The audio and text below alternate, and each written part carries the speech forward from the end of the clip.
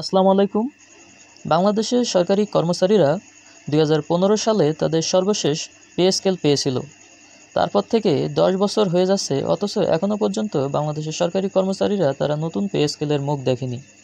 তো সরকারি কর্মচারীরা বিগত সরকারের কাছে বিভিন্নভাবে তাদের নতুন পে স্কেলের জন্য দাবি দাওয়া করে আসছিল, অথচ বিগত সরকার তাদের সেই দাবি দেওয়ার বিষয়ে কোনো রকম পদক্ষেপ নেয়নি নতুন পে স্কেল দেওয়ার বিষয়ে।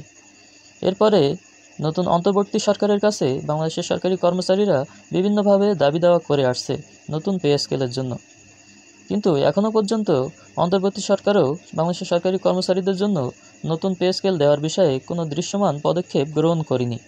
এই অবস্থায় সরকারি কর্মচারীরা তারা খুবই দুর্বিষহ জীবনযাপন করছে।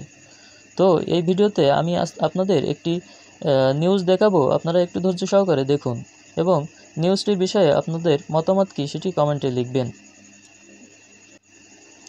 এখানে দৈনিক যুগান্তরের একটি নিউজ দেখুন। ডলার সংকটের মধ্যেও ভাতা বাড়ানোর উদ্যোগ।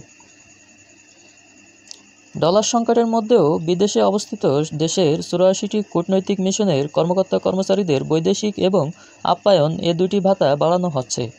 সরকারের গঠিত ভাতা বাড়ানো সংক্রান্ত কমিটি সর্বনিম্ন 10% এবং সর্বোচ্চ 20% হারে বাড়ানোর সুপারিশ করেছে।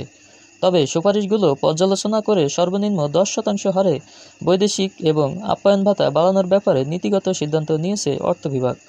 তো আপনারা দেখতে পাচ্ছেন, সরকার বিদেশে অবস্থিত দেশের কূটনৈতিক মিশনের কর্মকর্তা কর্মচারীদের ভাতা বাড়াচ্ছে। তো দেশের ভিতরে দেশের অভ্যন্তরীণ বিভিন্ন দপ্তর ও সংস্থায় বাংলাদেশের প্রায় 14 লক্ষ সরকারি কর্মকর্তা কর্মচারীরা তারা যে দুর্বিষহ জীবনযাপন করছে, তাদের ভাতা বাড়ানোর বিষয়ে সরকার এখনও পর্যন্ত কোনো দৃশ্যমান পদক্ষেপ নেয়নি। অথচ বাংলাদেশের ভিতরে যে 14 লক্ষ সরকারি কর্মচারী রয়েছে, তারা বিভিন্নভাবে সরকারের কাছে দাবি দেওয়া জানিয়ে আসছে।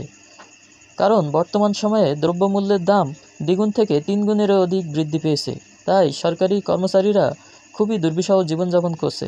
এই অবস্থায় সরকারি কর্মচারীরা তারা তাদের কাজে সঠিকভাবে মনোনিবেশ করতে পারছে না। তাই সরকারি কর্মচারীরা অতি শীঘ্রই সরকারের কাছে তাদের নতুন পে স্কেল দাবি করছে। আশা করি সরকার এ বিষয়ে খুবই দ্রুত একটি পদক্ষেপ নেবেন।